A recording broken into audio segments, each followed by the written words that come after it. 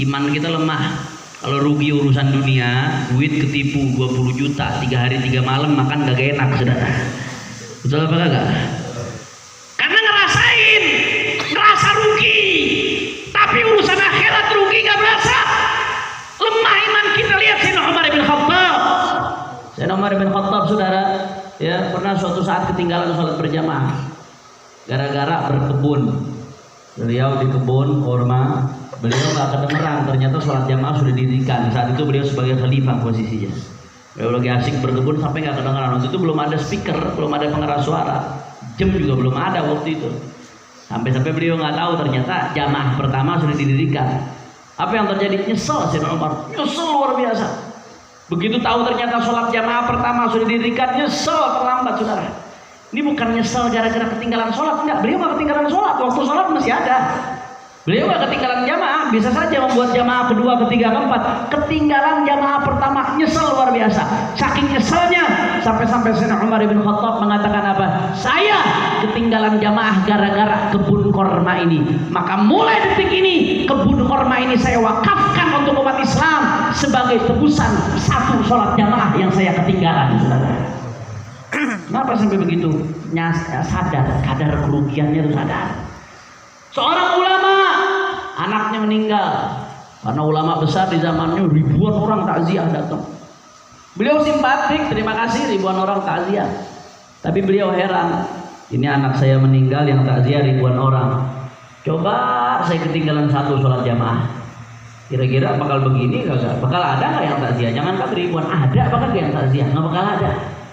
Padahal kata beliau, demi Allah, jangankan satu anak saya, kata beliau, andai kata seluruh anak saya meninggal dunia, demi Allah, bagi saya lebih ringan daripada ketinggalan satu sholat jamaah, saudara. Kenapa sampai seperti itu? Karena sadar kadar kerugiannya meninggalkan sholat jamaah. Jelas atau tidak sampai sini? Makanya dalam hadis lain diriwayatkan oleh Imam Al-Murtada Az-Zabidi dalam Ithaf Sada Al-Muttaqin bi Syarh Ihya Ulumuddin, dikatakan bahwasanya Rasulullah sallallahu alaihi wasallam bersabda, "Man shalla shalawatil khams fil jamaah faqad mala'a barran wa bahran ibadatan."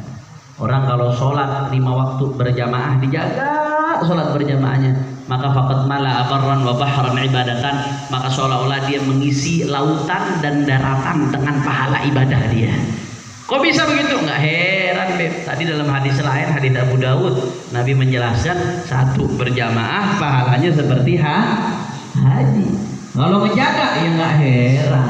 Nah, dapat pahala, kata Nabi SAW, maka seolah-olah dia telah mengisi lautan dan daratan dengan pahala ibadahnya. Saking banyaknya pahala dari Allah Subhanahu. Kira-kira sampai sini jelas atau tidak? Jawab yang keempat, jelas atau tidak? Kalau begitu yang pertama yang mendapatkan pahala haji apa? Sholat berjamaah. Kalau bahasa redaksi nabinya, keluar dari rumah dalam keadaan suci menuju masjid untuk sholat berjamaah. Yang kedua, tapi sebelum saya lanjutkan yang kedua, ini udah jam 11 lewat 10 ini. Lanjut. Habib Mahdi biasanya kalau majelis burda nggak terlalu malam selesainya, betul? Kalau nggak terlalu malam selesainya, saya sudahin sampai di sini. Kira-kira lanjut atau udah? Lanjut. Masih semangat? Semangat, Beb. Malam lanjut dulu kan nih? Lanjut. Tapi saya yakin anak majelis nggak mau kalah sama bencong ini. Bencong jam segini di Jakarta baru mulai dandan soalnya. Masya Allah. Lanjut apa jangan? Lanjut. Saya mau dengar semangatnya Syababul Khair. Takbir. Sallu ala Nabi. Allahumma salli wa sallim wa barik alaihi wa ala alihi washabihi. Kemudian yang kedua, saudara, yang kedua, dalam hadis yang diriwayatkan oleh Imam Al-Hakim, bahwasanya Rasulullah sallallahu alaihi wasallam bersabda, "Man ghada ilal masjid la yuridu illa an yata'allama khairan aw yu'allimahu kana lahu ka'ajri hajjin taman hajjatuh." Kata Nabi sallallahu alaihi wasallam, siapa yang bergegas ke masjid, ini masjid atau musola? Musola. Nah, ini musola. Nah, sama insyaallah seperti Mas. Dari segi hukum memang beda, tapi dari segi pahala mudah-mudahan masalah taklim nih, masalah yang akan saya sebutkan, mudah-mudahan sama karena ini tempat sholat juga. Nah, Man ghada ilal masjid, barang siapa yang bergegas ke masjid, kata Nabi sallallahu alaihi wasallam. Buat apa? La yuridu illa an yata'allama khairan wa yu'allimahu.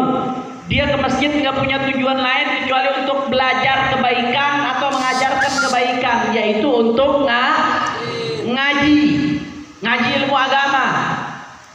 Pengen belajar kebaikan, tujuannya hanya itu, ke masjid buat ngaji. Jawab yang kompak, ini anak Syababul Khair dari berbagai tempat, dari berbagai wilayah. Di daerah masing-masing ada masjid atau tidak? Ada musala atau tidak? Di masjid musala dekat rumahnya ada pengajian atau tidak? Apa kata Nabi? Siapa yang ke masjid untuk belajar kebaikan atau mengajarkan kebaikan, untuk ustadznya ini saudara, untuk mengajarkan kebaikan, apa kata Nabi? Kana lahu ka'ajri hajjin taman hajjutu, maka dia mendapatkan pahala seperti orang yang haji. Orang haji pahalanya bisa sempurna, bisa tidak, bisa ada, bisa enggak. Orang haji kalau karena Allah pahalanya sempurna. Kata Nabi, al-hajjul mabrur laisa lahul jazaa illal jannah. Orang yang haji yang mabrur, yang Allah terima, maka enggak mendapatkan apa-apa pahalanya kecuali surganya Allah Subhanahu wa taala. Enggak main-main pahalanya saudara. Banyak, ada lebih dari 30 hadis yang menjelaskan tentang keistimewaan haji saudara. Nah, tapi orang haji bisa dapat pahala, bisa enggak. Kalau karena Allah dapat pahala. Tapi kalau hajinya karena supaya dipanggil haji, ada nggak yang model begitu? Ada nggak yang model begitu? Pulang dari haji, kalau nggak dipanggil haji merengutnya 3 hari 3 malam sudah. Ada nggak yang model begitu? Tujuannya bukan karena Allah, tapi karena supaya dipanggil haji. Tapi kita nggak boleh suudzon sama orang. Selama zahirnya baik kita husnudzon. Selama zahirnya baik husnudzon. Kalau zahirnya buruk, maka tugas kita bukan husnudzon, tugas kita amar ma'ruf nahi munkar. Zahirnya buruk, zahirnya baik, husnudzon. Orang pergi haji gitu husnudzon, beribadah cari Allah Subhanahu wa taala. Nah, tetapi bisa sempurna, bisa tidak. Kalau hajinya karena Allah, pahalanya bisa sempurna. Tapi kalau hajinya karena supaya nanti ada gelar haji, jadi kalau nyalon lebih gampang dipilihnya sama masyarakat. Ada nggak yang model begitu? Nggak dapat.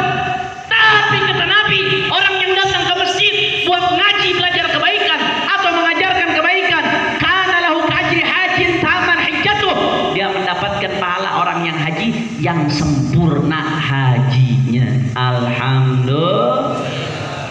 Makanya setannya gede banget kalau lagi ada pengajian di masjid musola, kita buat hadir. Waduh, setannya gede saudara. Karena pahalanya gede. Setan bakal ngalangin. Bagaimana caranya itu bakal dihalangin sama setan? Selain ngaji itu kebutuhan batin kita, selain ngaji itu adalah kewajiban kita, kata Imam Al-Ghazali, nggak ada maksiat yang lebih besar kepada Allah melebihi al-jahl, kebodohan saudara. Orang yang nggak ngaji itu dosa, maksiat saudara.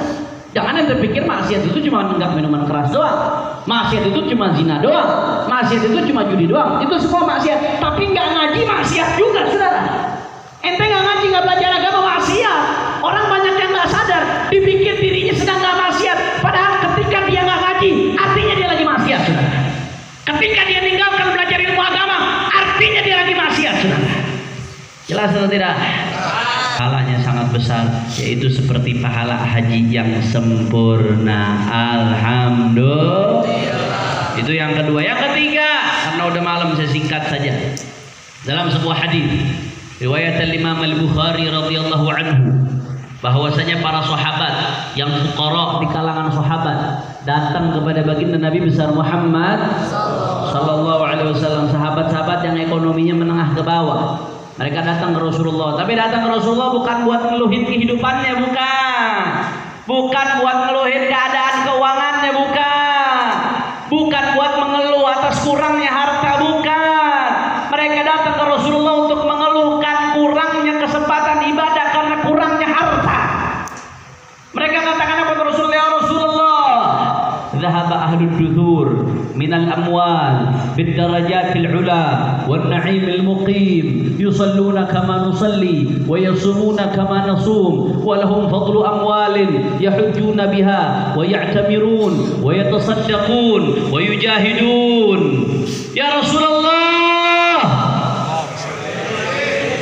sahabatnya Rasulullah, orang kaya itu enak banget ya Rasulullah. Mereka dapat derajat tinggi, pahala banyak. Bagaimana kagak ya Rasulullah? Kami sholat, mereka juga sholat. Kami puasa, mereka juga puasa. Tapi bedanya ya Rasulullah, mereka punya harta lebih yang kami nggak punya. Dengan harta lebih itu mereka bisa haji. Dengan harta lebih itu mereka bisa umrah. Dengan harta lebih itu orang kaya itu bisa sedekah. Dengan harta lebih dia bisa jihad dengan hartanya dan dengan jiwanya, saudara. Enak mereka ya Rasulullah, kami nggak dapat yang mereka dapatkan. Mereka dapat pahala banyak gara-gara hartanya, sedangkan kami nggak punya itu, kami nggak dapat ya Rasulullah. Akhirnya apa jawaban Sayyidina Muhammad sallallahu alaihi wasallam? Kata Rasulullah, ala uhaddithukum bi amrin in akhadtum bihi adraktum man sabaqakum wa lam yudrikum ahadun ba'dakum.